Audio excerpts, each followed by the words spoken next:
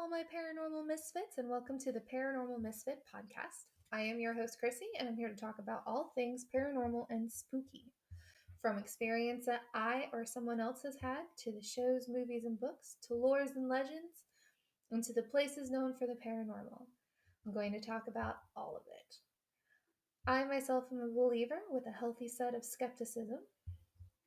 You'll hear my thoughts and feelings about different topics revolving around the paranormal, so cozy up with your favorite beverage of choice and listen along. Good evening, everyone, and welcome to the 6th episode of the Paranormal Misfits podcast. I am your host, Chrissy, and I'm here to talk about all the fun things. So, let's get on with tonight's episode. I want to give a shout out. I want to say thanks to my ghouls at a Paranormal State of Mind podcast and Two Ghouls podcast, along with Morg from TikTok. So that's _MORG, and then it looks like a double underscore. I've decided to venture into more stories, lores, and legends about the Appalachian area, which is fucking huge, by the way.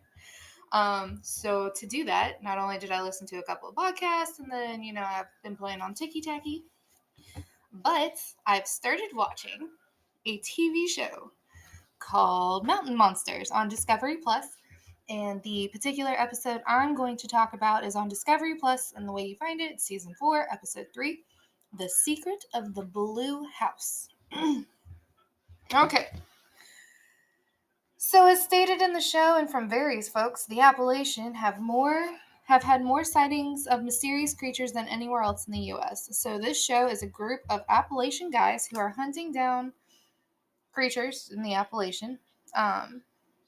So from season 4, episode 2, they're looking for the I'm gonna say this wrong, the Waya Woman, which is supposed to be kind of like a werewolf.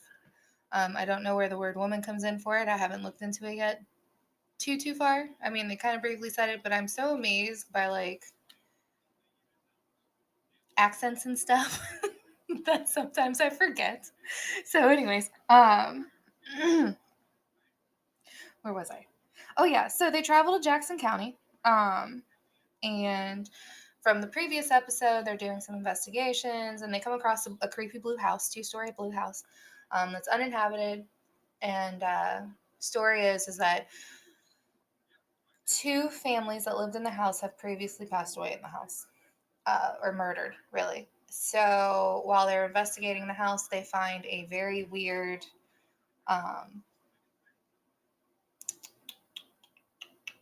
they find a wolf image painted inside the blue house, and then they also find a triangle that points to 3 different areas. So they've already investigated 2 out of the 3 points on the triangle, and their third one points to a place called Pappy's Farm.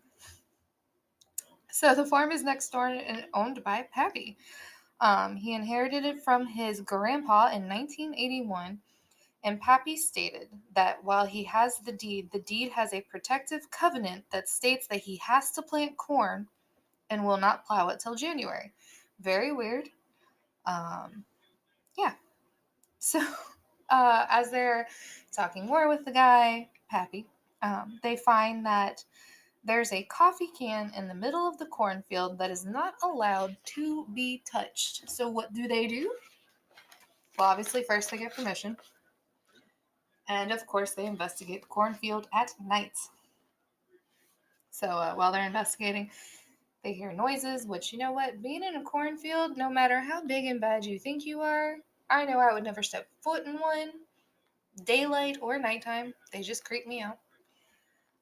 But anyways, so while they're investigating the cornfield and find this can, they hear noises that deter them from their intended coffee can, in which the group kind of splits up. So they send a couple off to go investigate the noise, and then 2 of them go to keep looking for the coffee can, which they find in a big space. At first, you can't really tell it's the coffee can because it is underneath a 5-gallon bucket that is upside down. When they lift the bucket, and sure enough, there's a can.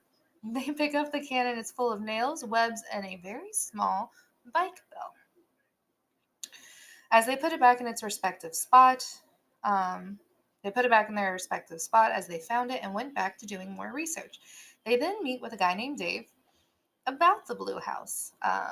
So initially, it takes them a little bit to come up the road because the Appalachians have lots of dirt roads. And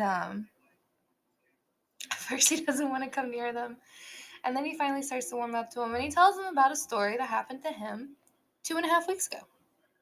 Not like 2.5 weeks ago today, but 2.5 weeks ago in perspective time of the episode.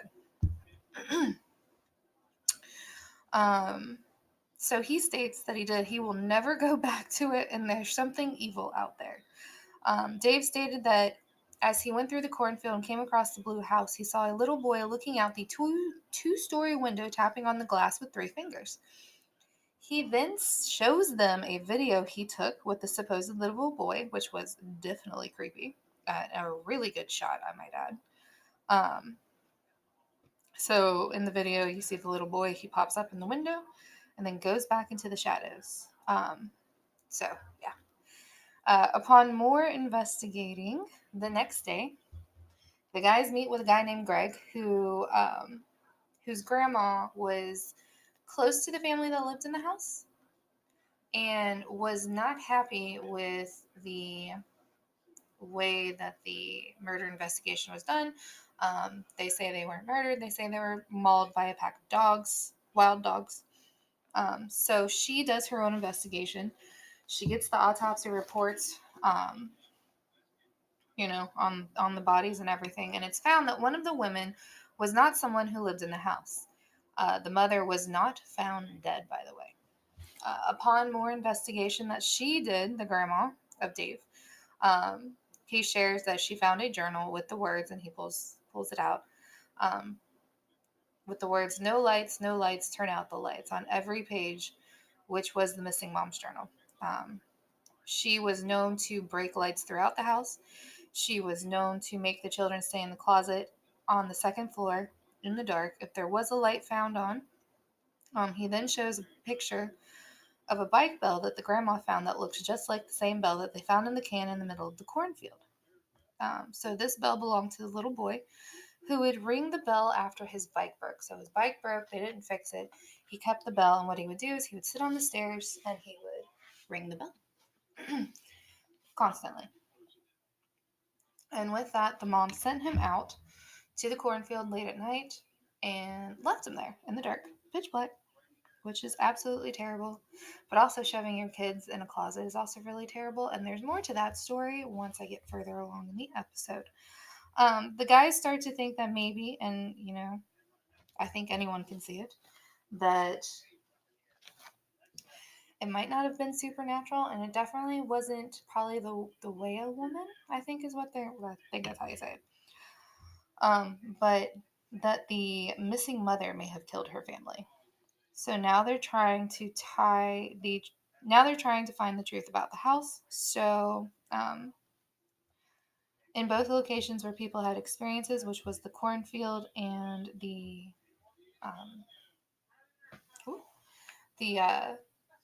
closet in the house, they decided to do their investigations. So they split up. First is the cornfield, where in the darkness you sit and you ring the bell. Right? Creepy. With no lights. So Buck is the one who volunteers himself to do it. He lifts the bucket up, gets the bell out of the can, and starts to ring the bell. Buck, as he's sitting there, is obviously very creeped out, talks about how, the little boy must have nerves of steel, or very brave because, his mom made him sit out there and he was a very little boy. So a little later goes by. Buck begins to hear a bell ring around him. Now, mind you, the bell that he had was actually between his feet, so he could not have hit the bell. It keeps ringing from different directions, which starts to freak him out. And then a rustle in the field makes him scream, and he turns his light on. And as he turns his light on, he spins around, he hears some more rustling, and he comes face to face with what he thinks may look like a wolf, but he didn't stick around to find out. He runs out of the field. So that is Buck's investigation of the cornfield. So while that's happening, then in the blue house, you have Huck and Jeff, they enter the house and they go upstairs to the closet and take turns in the closet. So what's supposed to happen is when they get locked in the closet, no lights on, no nothing, and 3 times in a row, it almost kind of gives you that Bloody Mary feel. 3 times in a row in the darkness, they say, "Mother, mother, the lights are out." So first is Huck. He spends about 15 minutes in the closet and starts to cry and whispers there's a little girl ghost that's sitting beside him. And obviously that scares the living daylights out of him. And then the little boy also appears. Then Huck states that she's coming in a very scared voice. So banging noises start happening. Huck opens the door. He's standing up. This man's like 6 foot at least, if not taller. He's bent over, he's crying, and he's all shook up because he felt what those kids felt, basically. Jeff then takes his turn in the closet, following the same steps as Huck. After he does, the little chants and all of that, you hear him bust out of the closet screaming, stating that the mom came at him and she had blood around her mouth. So the other two, which are Willie and Bill, are standing, basically kind of standing guard, listening out for either area, either the cornfield or the house, in case something happens. So they go to check on them. And then Huck shares as the two go to get like the they call it the side by side, which I guess is kind of like a very large 4-wheeler. He states that he has found something, but he doesn't want to share it until the whole group is together. So both men, both Huck and Jeff, stated that they never want to go back in the house and that the others shouldn't go in either. So the guys go towards Buck, which is the guy. So you have Huck and you have Buck. So we go back to Buck, who's in the cornfield, because they snatch him up, basically, as he's running. He states that he doesn't know what he came face to face with, but he never wants to see it again, which is smart. So as they're all standing together, Huck shares that he found the picture of the mother in the closet. And that is how they ended the show. I really appreciate this episode because of the way that the men handled the investigation. They didn't focus on the Waya Woman, which was their main focus at first, but they focused on more so what happened to that family. And while they experienced some major emotions from experiencing what the poor children felt at the hands of their evil mother, locking them in a closet just because of a light being on, or, ringing a bell and being sent out into the cornfield late at night. God, I could not imagine either one.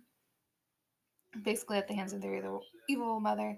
And the ending with the picture being the monster they found was truly, honestly, a very heartfelt and fantastic ending because, it wasn't something supernatural. It was the mom. And I appreciated that and how they ended it. So I highly recommend this show. Once again, it's called Mountain Monsters. This show gives me Swamp People vibes, but with the paranormal, which if you didn't know, which I don't think I've shared on here, Swamp People's a guilty pleasure of mine. I love it. I don't know why. I don't know whether it's the accents. I don't know whether it's like, the way of living or the way they interact or whatever. But yeah, it's a guilty pleasure, straight out. Mountain Men, fantastic. I really appreciate it. They're not like your usual paranormal investigators. They're, not like buff and like in shape, and they're not trying to be like Zach Bagans. They're more of like the mountain men, basically. And it's really funny, and I really appreciate it, and I think everyone should check it out. So with that being said, I hope you guys have a good night. Well, that concludes this episode of the Paranormal Misfits. I hope you enjoyed this episode, and if you want to keep up with the latest and greatest, make sure you subscribe to this podcast on whichever platform you're listening to on, and give me a follow on Instagram at Paranormal Misfit. If you have your own spooky paranormal story you'd like to share or want to hear about a particular lore, place, or whatnot, please feel free to drop me a DM in Instagram. And on that note, I will catch you all later at the next episode, my ghouls.